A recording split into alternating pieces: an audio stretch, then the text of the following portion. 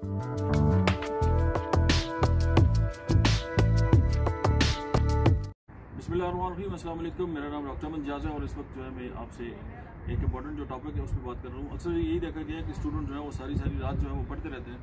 और बड़ी एग्ज़ाम की तैयारी होती है, लेकिन एक रिसर्च ये भी है कि वो तमाम लोग जो रात भर जो है वो जागते रहते हैं और कुछ अर्से बात ये है कि उनको इंसोम्निया और इस तरह के बहुत सारे जो कॉम्प्लिकेशन है वो स्टार्ट हो जाती हैं।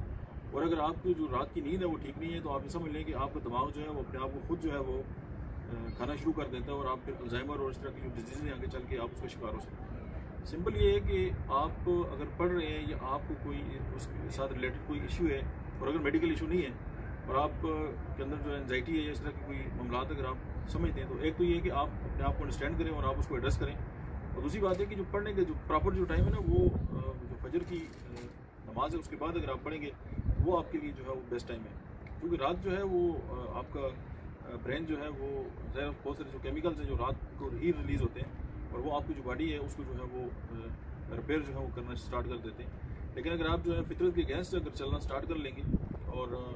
बारहा मैंने ऐसी कुछ रिसर्च भी पढ़ी है कि जो ये कहती है कि आप रात को पढ़ेंगे तो आपको जो है वो याद रहेगा।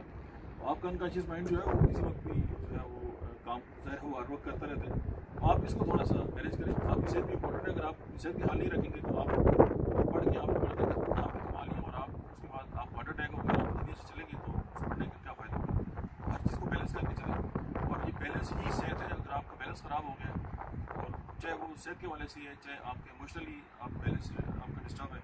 मैं ये समझता हूँ कि आगे चल के आपके साथ बहुत सारे मसाइल जो है क्रिएट होंगे। तो लाइफ में हर जो एस्पेक्ट है जो आप सेक्टर कह लें लाइफ का, तो अगर आप उसके अंदर बैलेंस पैदा करेंगे तो फिर आप बहुत बेहतर तरीके से जो आगे जा सकते हैं। समटाइम यह है कि आप एक चीज़ को पकड़ते हैं और उसकी पीक पहुँच जाते हैं लेकिन बहुत सारी बाकी चीज़ें जो है वो आपसे छूट जाती हैं।